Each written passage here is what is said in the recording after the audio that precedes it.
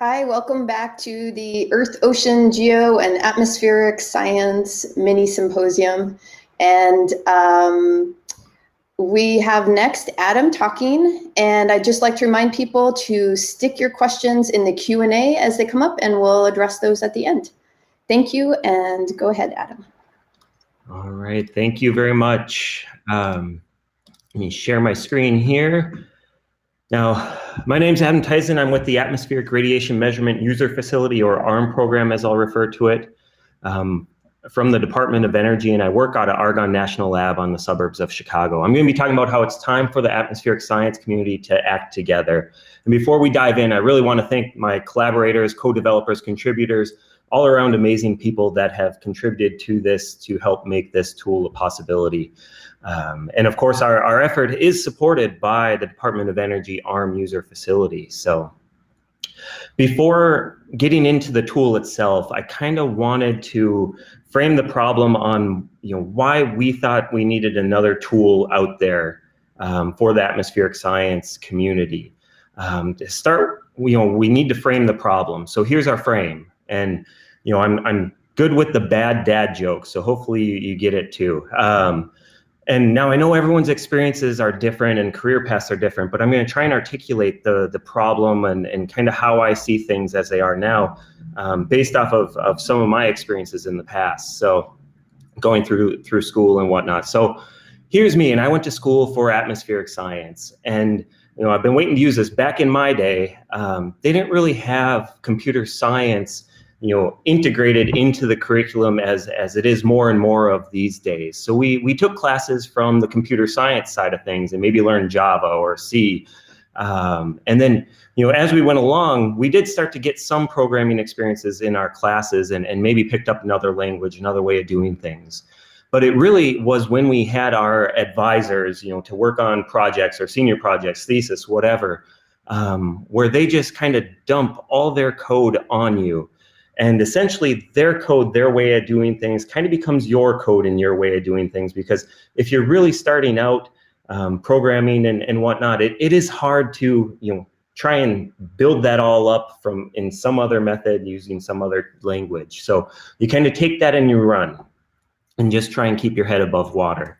And then when you get out into the job market, you might find that different groups, different organizations use different codes, have different ways of doing things, different internal processes.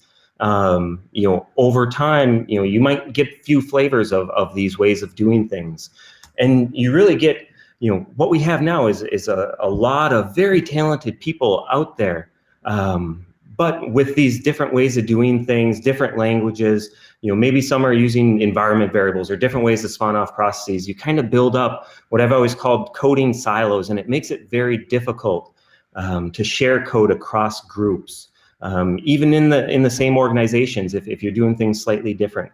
And it's very hard to break out of these. I mean, some of these silos might be built on 20 years of background codes and ways of doing things that if you're just coming in new, that's going to be very hard to change. But if you have the flexibility, and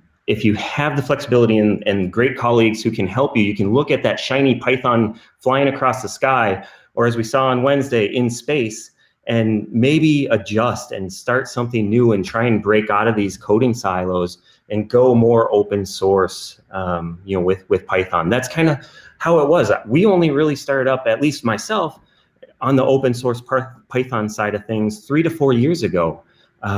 So we're still relatively new to this, but we see this as a way to break out of these silos, start working towards a solution that benefits the science community as a whole.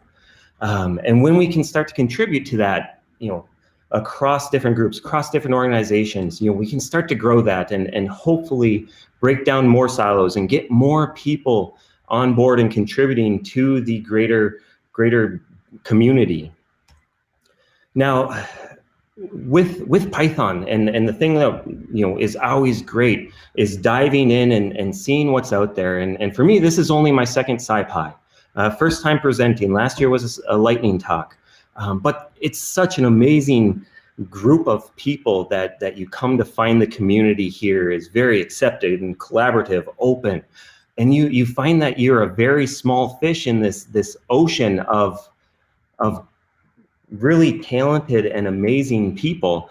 And there's all these great projects out there too, that can benefit what you're doing, but then that you can actually contribute to as well, and it's met with open arms. So in the atmospheric science side of things, we took a look at what's all out there, and we really did see a gap for tools for students, for researchers doing research on observational data sets from instrumentation out in the field. And that's why we started to develop what we call the Atmospheric Data Community Toolkit. It is a toolkit for data exploration and analysis of atmospheric time series data sets. We are focusing on that more research-oriented aspect of it. We're using X-Array, Pandas, NumPy, SciPy, Matplotlib, DAS, the whole ecosystem, and we're pulling from domain-specific dependencies like MetPy, the Python ARM Radar Toolkit, and others where appropriate. So we're not reinventing the wheel.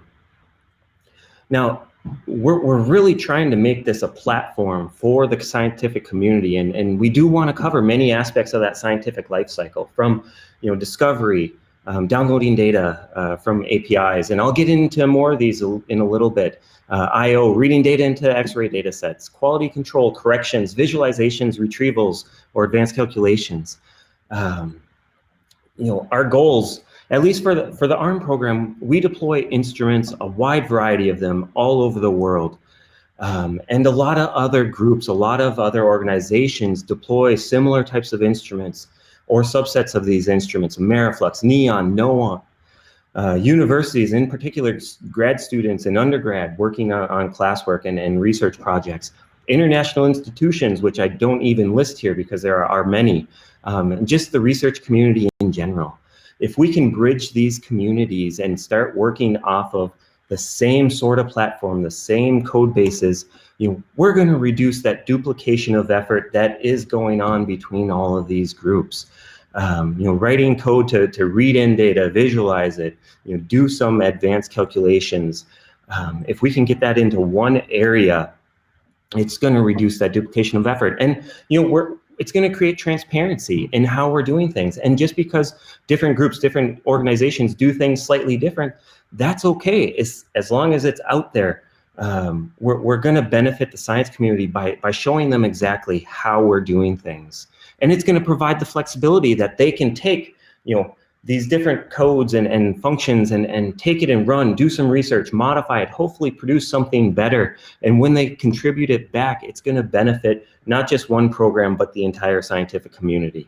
So that's really our goals for this toolkit.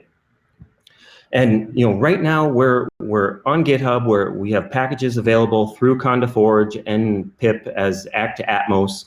Our coverage is at 90%, and honestly, it's at 89.6. But I'm going to take that rounding because the last few percentages to get into the mid-90s is hard. But we're working on it. We're using Zenodo for the auto DOI generation so that any contributor gets pulled into the DOI as an author. And the link there is at the bottom throughout the whole slides. So I know what you're thinking. That's a great dream. So what does it really do? Well, let's dive into the modules.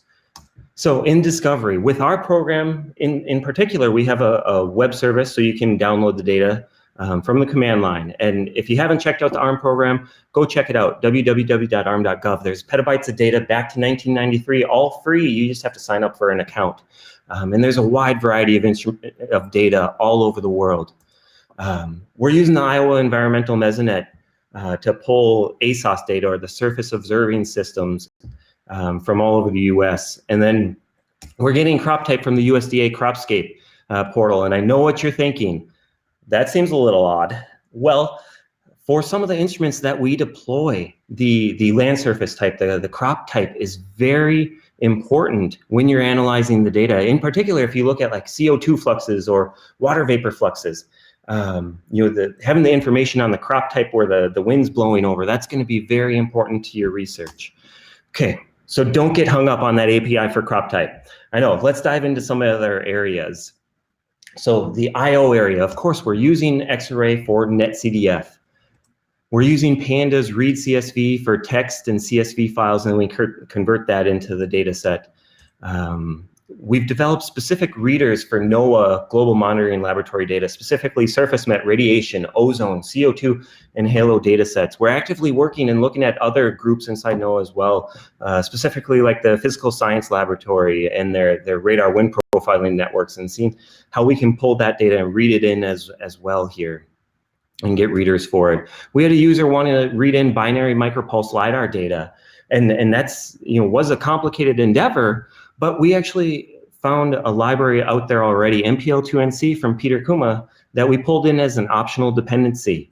And how we're using this now, we're trying to make it easy for the users. So we use that dependency to create temporary netcdf files. We read that into the X-ray data set and do the cleanup for our users. So they don't really need to see that. They just need to pass in the list of raw files, and we'll do the work for them. With the ARM program, like I've said, we deploy a lot of different kinds of instruments, and we standardize our data files. And the great thing is we have that information available from a web service so that we can create empty data sets that are filled with a fill value or missing value. And this is going to help the community if we can get more people that have instrumentation out in the field, more researchers or universities. They can make their data sets look like other organizations, and if we can find something for the other organizations that we could make data files look like theirs too, that would be awesome. But we can start to standardize some of these things across the community too. And of course, one of our biggest contributors, he's in the standards community, and he's developed scripts to write out files and clean up the data sets to better match climate and forecast standards. Okay, is that it? Well, let's dive into corrections. So, the micropulse LiDAR that I mentioned earlier, it's a type of instrument you need to apply some corrections to it before it can be scientifically useful. And we have functions for that. You can see on the plot on the right, uncorrected on top, corrected on the bottom. And similar for like the ceilometer, there are papers out there for how to correct and calibrate the ceilometer, and we really want to get that level in here. But for now, we just have stuff in here to make it easier for visual analysis. Again, uncorrected on top and corrected on bottom. Our program has deployed on ships in the past, and I'm sure we'll deploy on ships again. So we've put in corrections for wind speed, wind direction to correct for ship motion. But this does highlight one of the things that we are trying to do here. It's not about just getting all these functions, all these codes out to the broader scientific community. It's about trying to give the credit to the people that did the work in the first place, that did the research and the effort to make it possible. So for all of our codes, if we know there is a reference, we're going to include that in our programs. It's going to get populated in our documentation, with our auto docs through Sphinx. And we just want to make it easier so that our users can grab these citations, these references, and stick them in their papers, and hopefully funnel citations back to the people that made this possible. Okay, so maybe now I'm getting you on board a little bit. Let's dive into like our retrievals or advanced calculations. And I'm going to use this just a simple case study here, an example. So there's a scanning Doppler LiDAR. So essentially it's a LiDAR that scans in the horizontal or vertical planes, and it gets radial velocity or velocity towards or away from it. Now, these types of scanning instruments aren't necessarily in the scope of what we want to do with ACT, with the plotting and all that, with the visualizations. But the great thing is there's another toolkit out there, the Python ARM Radar Toolkit, which deals with scanning radar data, which can easily be used for scanning LiDAR data as well. And they're upgrading to use the X-ray data set in the future here, but for now we've written a converter so that we can convert the X-ray data set to this data model that they're using, which is actually a fairly widely used package in the atmospheric science realm for radar data. And I know what you're thinking. When we plot up this radial velocity, is he trying to hypnotize us with that? Because it's hard to tell what's going on there. And go use ACT, I'll say, well, this is up. But if you look at the paper from Newsom et al., you can take these 8 sectors worth of data and get a wind profile retrieval from it. And if you have these throughout the day, you can get that time series of wind profiles. But there's more in here as well, and I'm not going to touch on all of what we have in there, but some notable ones, calculating sky infrared temperature from interferometer irradiances, solar radiation calculations for net radiation, long wave radiance, and for cloudy and clear conditions, sea surface temperature from infrared radiometer measurements. When we deploy on a ship, we have to point them at an angle so that the ship doesn't contribute to these measurements. And really, we want to grow this area more. This is really where we want the science community to get involved, because they are the experts on some of these things that they're developing and writing papers on and developing new methods. If we can get that into this retrievals area and start to grow it, it'll be a really big benefit to the science community. But wait, there's more. So with the quality control module that we have in here, you can apply additional tests, things like simple limit tests, like I show here in the plot. Is just flagging data above a certain limit, or you can get into some more advanced things like a fast Fourier transform method to detect shading problems with the shadow band radiometer, which is a type of instrument we deploy a lot of in our program, and I know others do in their other organizations. And what we're doing with the BitPack QC, it's kind of based off of our experience in the ARM program, in that you can use one value to set multiple tests based off of the bits. So we have the tools to add, remove tests in these bits. We make it easy to utilize this BitPack QC and to visualize it so that you can really dive in and see what's going on with your data, like I show here on this plot that shows the QC flags on the bottom. And if you're interested in learning more, you can go to that blog post on the ARM website where we talk about how we use quality control information and ACT to be able to better analyze and access it. So, and this really was one of the first things that got me thinking, at least, about the open source and other ways of doing things, because this fast Fourier transform method, I had coded this up in the past, but because of how I coded it up and how we were using it, it made it hard to actually just grab it and let someone else, in our same program but in a different group, use it, because we were using environmental variables and other ways of doing things. And it made it hard, almost impossible to just hand it off. But now it's all coded up. It's easy to use in this toolkit now. So, but there's more. So initially, we spent a lot of work on the visualization aspect of this toolkit. It's all built on Matplotlib, but there's no reason we can't add more dependencies, more options, as we go here too. So in the top left, there's just the simple time series plots, day-night background on there in the shading on the background, 2D time series plots.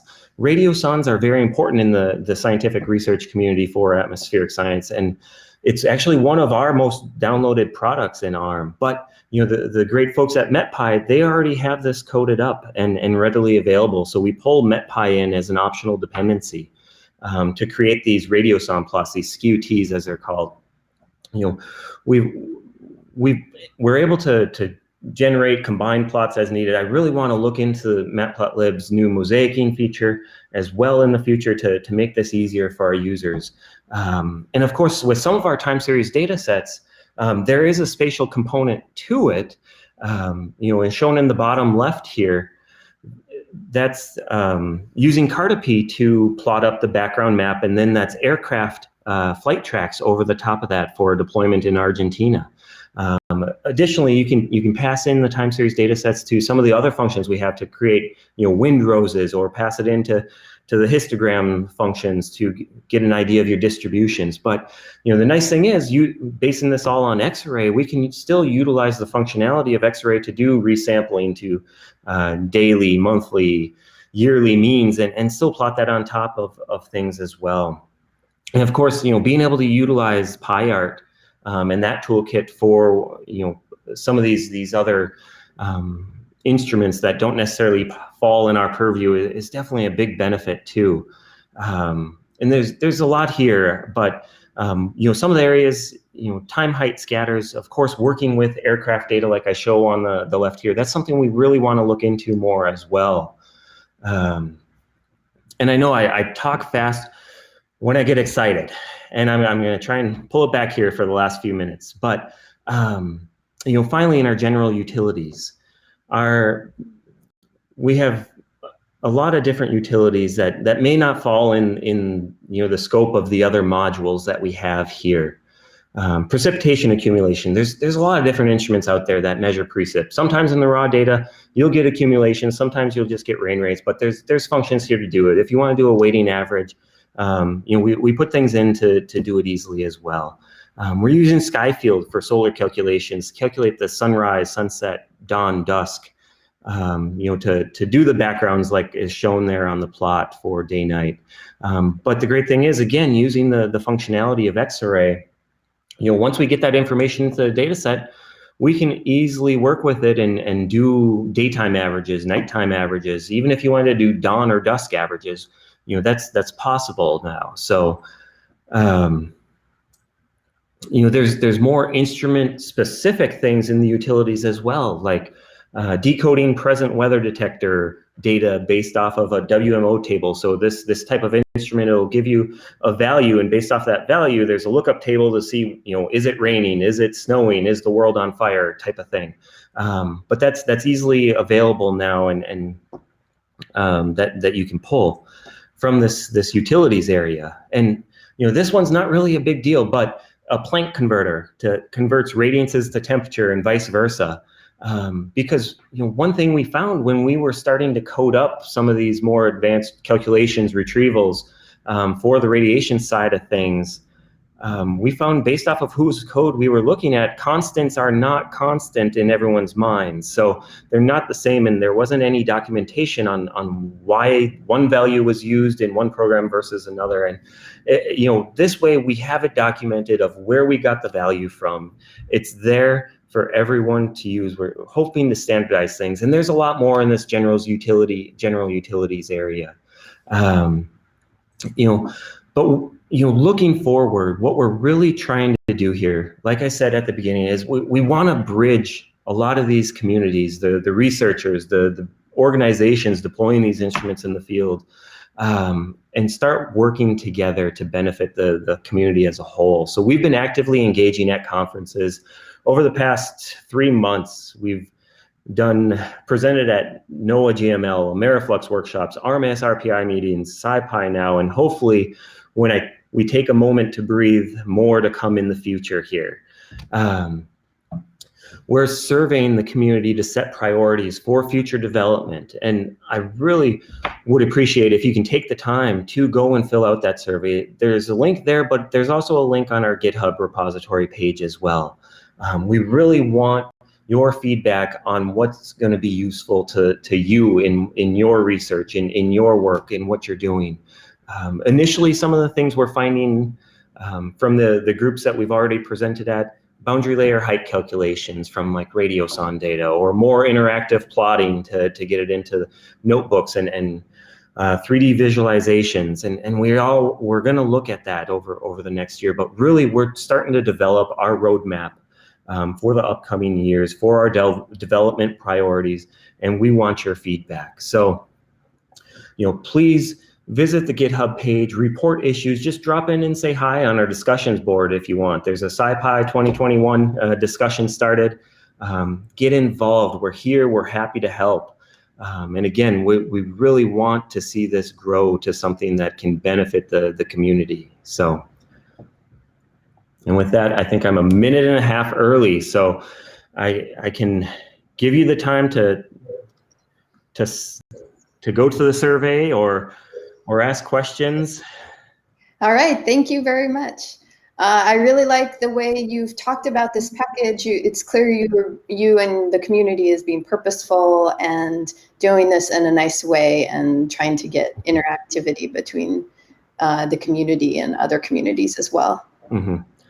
Yeah, that's definitely one of our goals. I mean, a lot of different communities deploy the same types of instrumentation, and if we can get together a common framework and area to work on this and produce the codes, and it would just benefit everyone as a whole. I just think back to when I was a undergrad student if I started out working with Python with something like this, it would have made my life so much easier back in the day. So yeah, that's good. Everyone wants to make the world better for those who come after.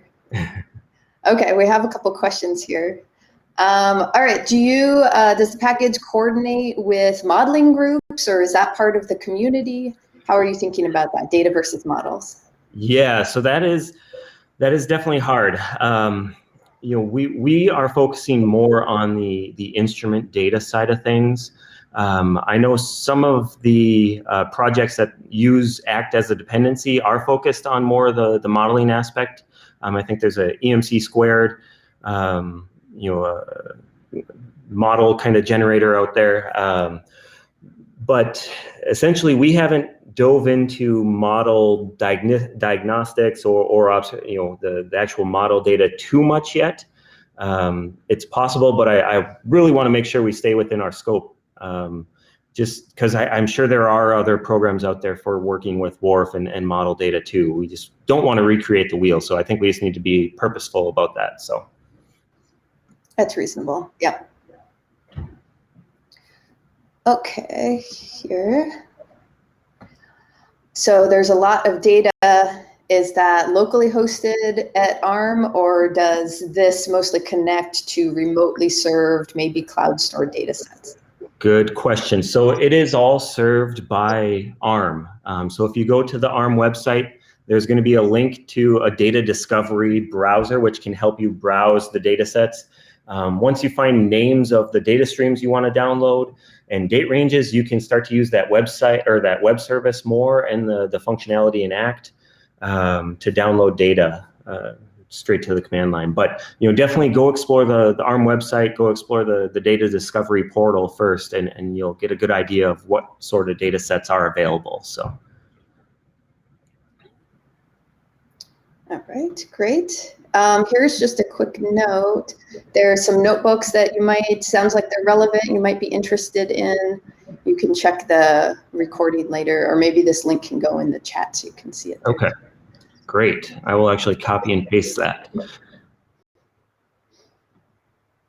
All right, and I have a question too.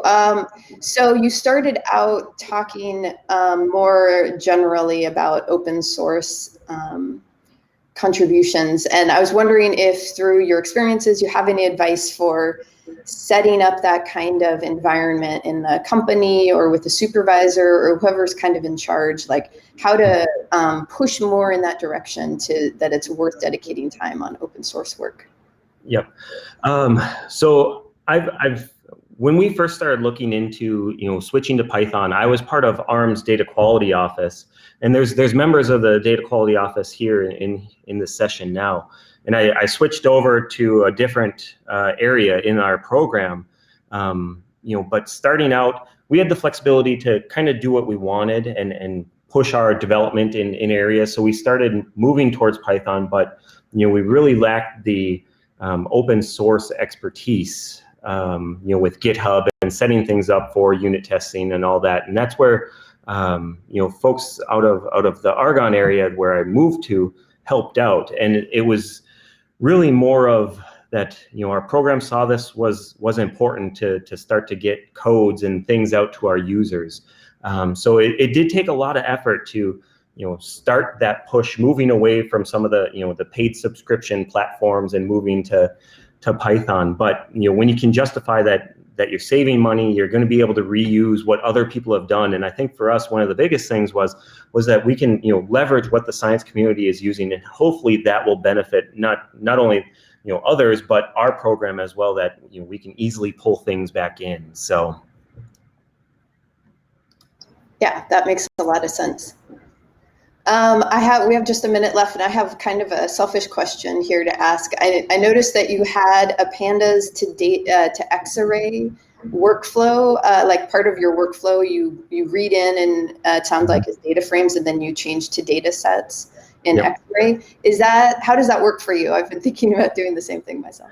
It actually works pretty well. I mean, we've streamlined it technically in our CSV reader, but essentially we just pass it a separator to the pandas read CSV, and then there's already that 2 X-array functionality, and it works out very well. I mean, we add in some of the attributes maybe that might not be there, but otherwise we've had nothing but luck with it. So.